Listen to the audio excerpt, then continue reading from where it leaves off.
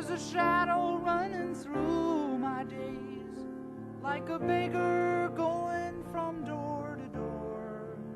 Now, as to the applicants for this job.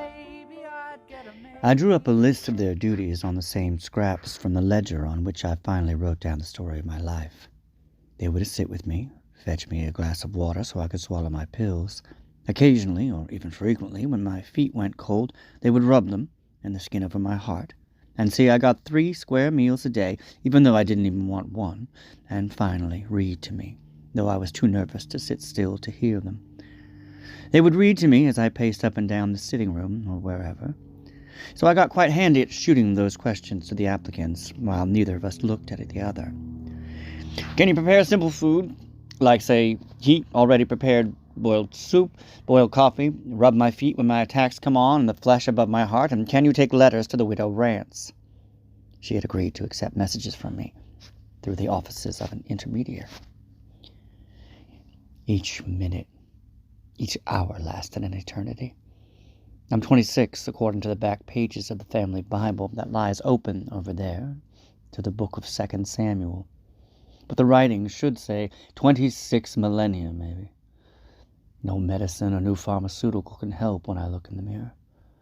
What age is that, looking back at me in that antique glass, decorated with painted nasturtiums and the surrounding wood?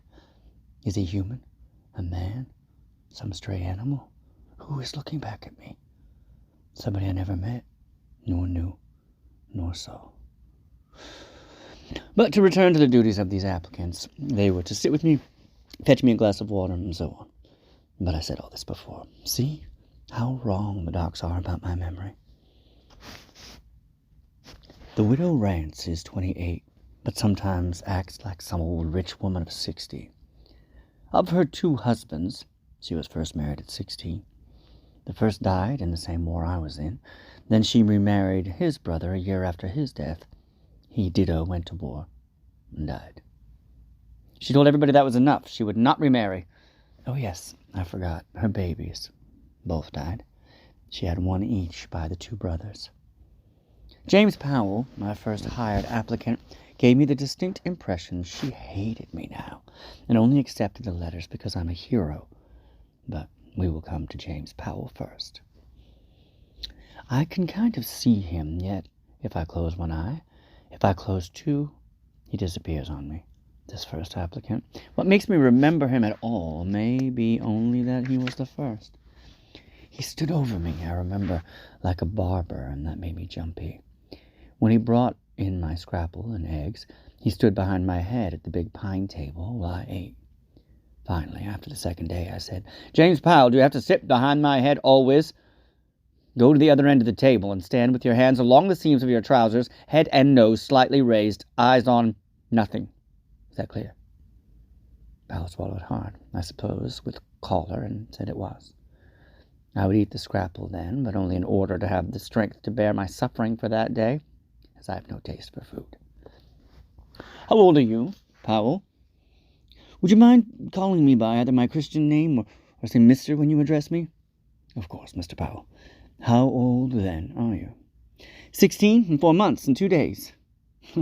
I never heard of anybody that age being called Mr. I said this so under my breath that he may not have heard it.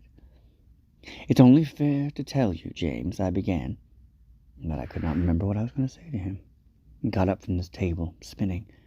He rushed over to me and held me under the armpits, and we walked that way to a large overstuffed sofa, and I sort of slipped from his arms onto it. The routine after breakfast was interrupted then by this spell of mine. He was to have taken a letter I was writing to the widow, for I had this strange feeling of ice beginning to flow from my feet and legs upwards like the poisoned hemlock reported by Socrates' pupil on its way to my heart. I wanted to die, but I feared the experience of death itself. His hands began rubbing my feet, for, I guess, to give him his due, he understood my condition at that moment. Despite my being took so bad, my mind was on having hurt his feelings by saying nobody his age could be called Mr., and considering how often considering how, after all, he was younger than me, a boy and a childlike one, though in some respects old and mean in his ways. I began to apologize to him somewhat profusely, in order, I do believe, to keep my thoughts away from my possible death. But he was even more afflicted by my apologies, and got up in confusion, and went over to a rocking chair and sat down, but kept his feet in such a position the chair would not rock with him. "All right. I'm sorry, Jim. I'm sorry, Mr. Powell." He broke down then, and began to bawl. I'm not exactly sure what he was bawling over, but I suppose everything. The second part of the day began then, as I say, when we were interrupted by my attack, by us going into the study, and I would start writing a letter to Widow Rance. James would take a pad and pencil, he claimed to know shorthand, and I began to dictate. "Dearest and only girl." But after that, I could think of nothing to say, and finally looked up, and catching the expression on his face, I let out, "See here, Mr. Powell, I don't see why you act more miserable and more on a bed of hot coals than me." He was looking down at his hands, and especially his fingernails, and then it began to dawn on me a little bit what was bothering him. He did not like having to rub my feet to prevent the cold from going up and reaching my heart. That is, he had a real distaste for having to touch the human foot. Well, the human foot is the real nigger of the human body, and my sergeants once said to me outside our tent, "Mistreated, bad-smelling, even in the most elegant lady, deformed by foot-gear, unhappy by the burdens placed on it from the time you begin to toddle, and is the first part of the body," he was thinking of soldiers, "to die." I'd never quite understood the sergeant's speech until James Powell, maybe, but now it all came back to me in a rush. But I didn't care. I mean, my coming death meant nothing to me, and it was the fact that I had never known joy in this world that seemed so terrible. Mind you, I didn't blame anybody or circumstances, but what I wondered suddenly was, had anybody known joy in this world? Real joy? I knew James Powell never had. There was no use asking him. I'd begun dictating my letters to Widow Rance, James' long, untrimmed fingernails making sounds on the yellow-lined paper. "Dear Widow Rance, all I meant to say when you granted me my last interview is that I am not spying on you at all when I stand so considerably hidden by the hollyhocks, which I also understand are growing on another property than your own. I am standing partially hidden as I speak to you behind these tall plants, only to spare you from being upset and or affrighted by my changed aspect since we were schoolmates, for I understand my appearance causes you to be discomforted. At least James, or Mr. Powell, so informs me that you are unhappy when I do appear, whether behind or in front of the hollyhocks." "Stop!" the first applicant called out to me. "Stop! Do you hear? You're making fun of me. I never reported anything you ever said to the Widow Rance." I looked at him dumbfounded, because it was true. I did despise him. I was probably making fun of him in my heart. We certainly were not getting on. "And these letters!" he cried, throwing his pencil to the floor. "Don't you understand? Widow Rance has no use for them. She never wants to hear from you again. She hates your letters." I slumped back in my chair, really done up at what he'd said. By the way, my name is Garnet Montrose. It is a name people stumble on, a fact I noticed in the first grade at school dances. I was a great dancer. I think it is the one thing I did good, dance. I could dance all day or night to kingdom come. I lived at dance halls at the time before I was drafted, under the ballroom moving lights, little dappled specks of color, and the girl with her young little breasts so neatly against my rib cage.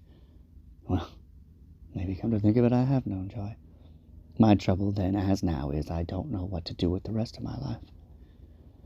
As I say, people stumble on hearing my name. The first name doesn't fit with the second. The first name, they feel, sounds like a girl's, and the second sounds to them too historical.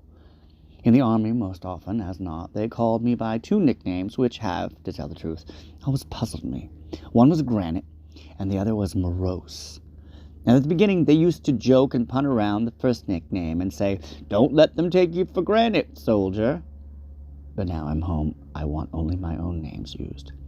But actually, nobody calls me anything, because nobody can see me to call me, you might say. I'm more vague than the fog, and not even, it seems, to me, as palpable as night. Mr. Powell then really tore into me. He said I was an arrogant, half-assed plantation owner, and so on, and then he fled out of the house like it was a fire, and I realized I would never see him more. I would have to put ads all over. all on this long, tiresome search for a nurse, bodyguard, or whichever, to watch over somebody who didn't want to be among the land of the living even. Where would I find him? You tell me. I looked over to my file of letters to Widow Rance as I was cooling off from my battle with Mr. Powell, letters I had kept faded copies of.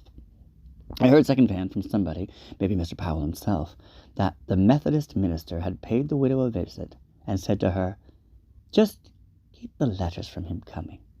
He means you no harm."